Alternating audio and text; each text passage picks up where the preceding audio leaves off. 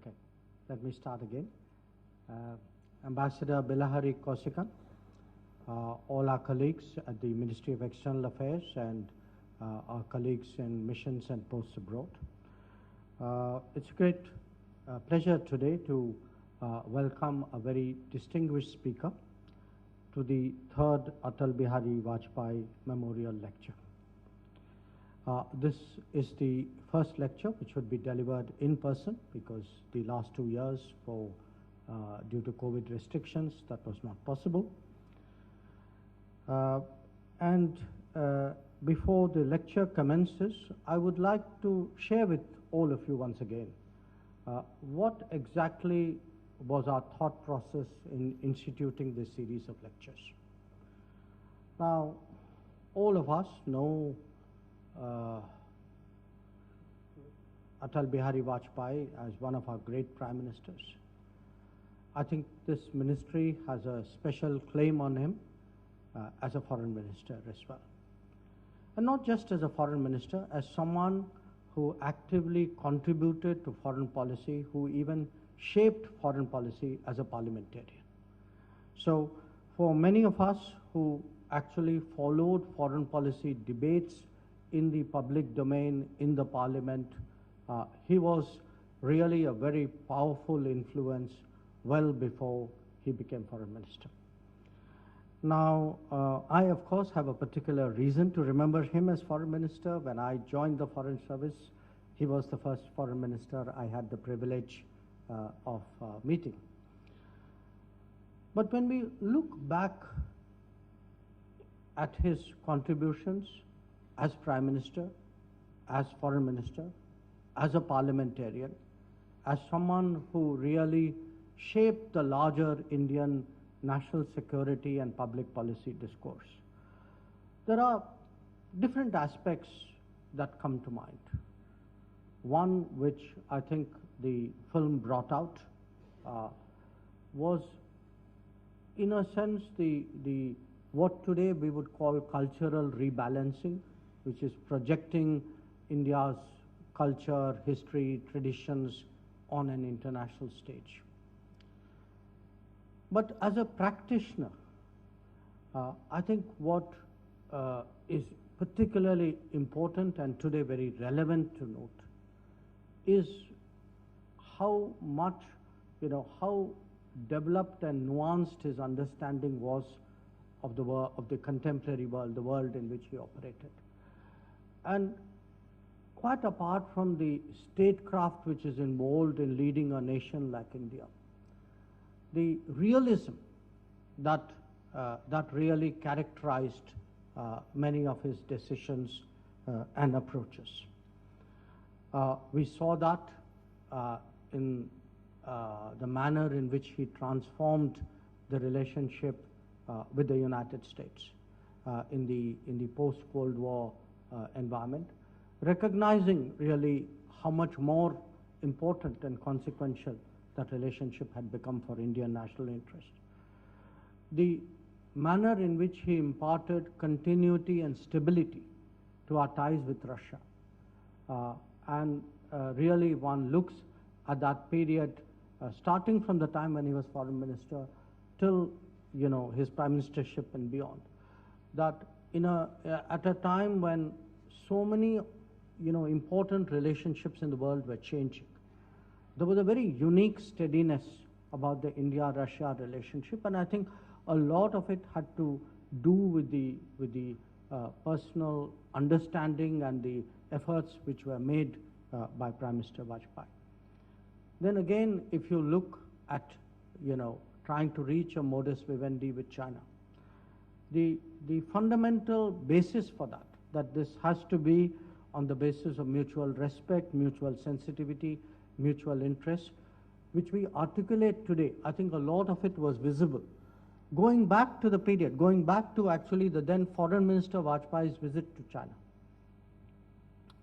And of course, our own neighborhood, a neighborhood where he saw all the opportunities of cooperation, but was never impervious to the challenges of terrorism.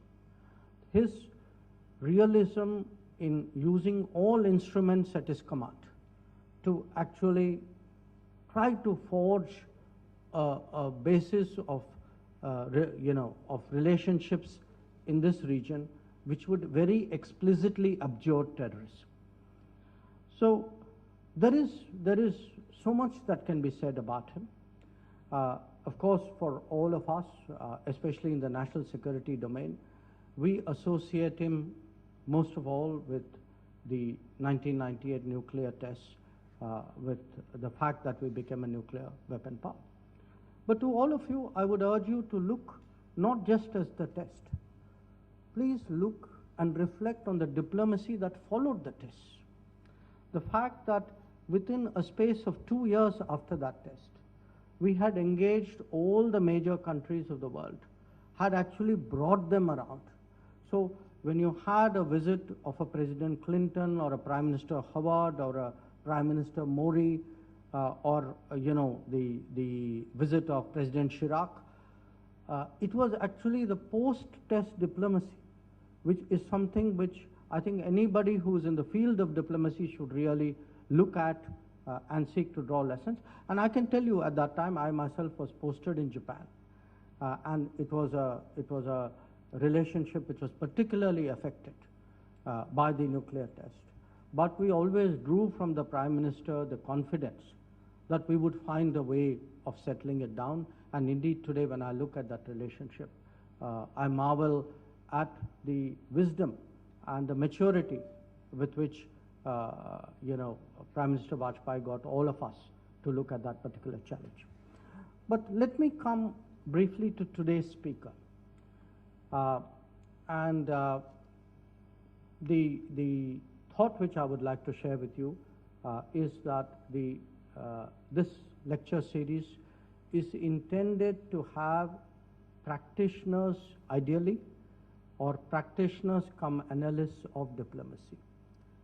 People who are hands-on, people who actually work this profession ground up, who understand really the nuts and bolts of it. It is from them we want to hear, because it is through them that we would develop a good understanding and really live up to the expectations of Prime Minister Atal Bihari Vajpayee.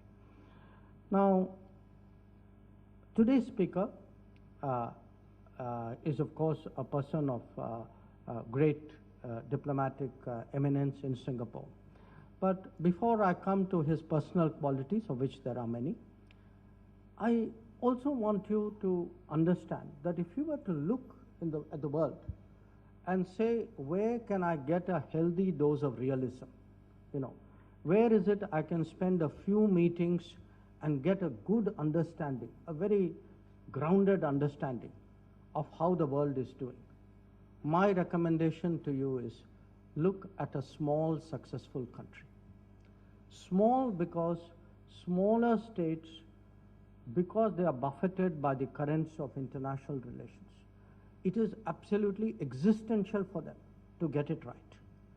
They have to have a pulse of the international environment in a manner in which, bigger states can be perhaps, I don't want to say casual about it, but there are more margins of error for larger states.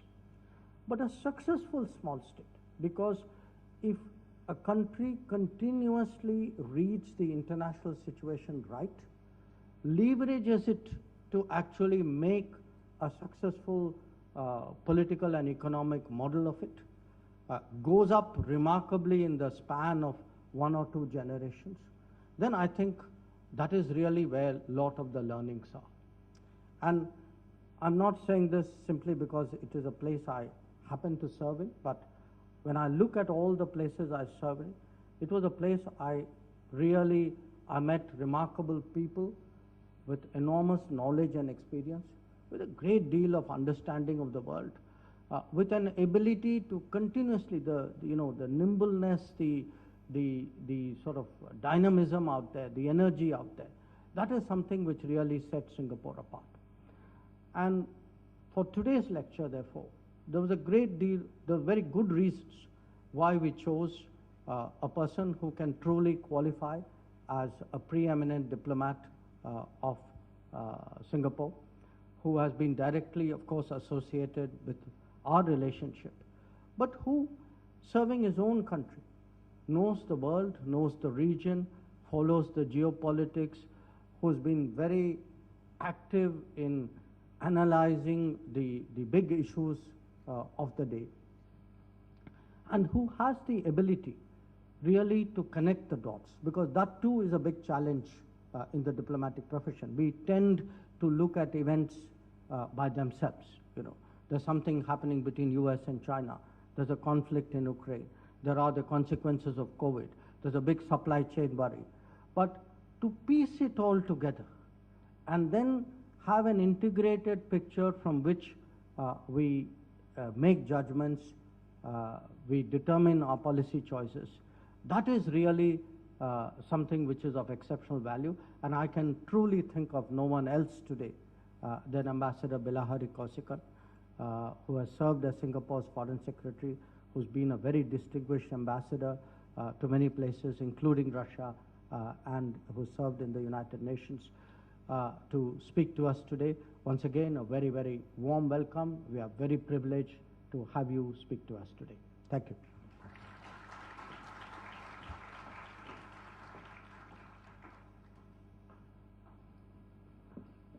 Thank you, Honorable External Affairs Minister. Thank you, sir, for your remarks. Before I invite Ambassador Kausikan, one housekeeping announcement. After the lecture, formal lecture, there will be an interactive session, and there are some standing mics on your sides. I would request you to come close to those mics and ask questions which are concise, brief, to the point, targeted, without giving background information. This will help us cover more questions. And with these words, I now invite our honored guest for the evening to deliver the third Atal Bihari Vajpayee Memorial Lecture. Please welcome, with a round of applause, Ambassador Bihari Kausikan.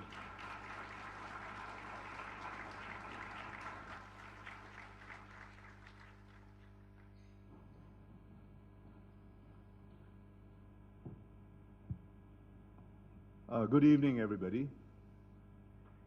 Let me begin by thanking the Ministry of External Affairs of India for inviting me to deliver the third Atal Bihari Vajpayee Memorial Lecture.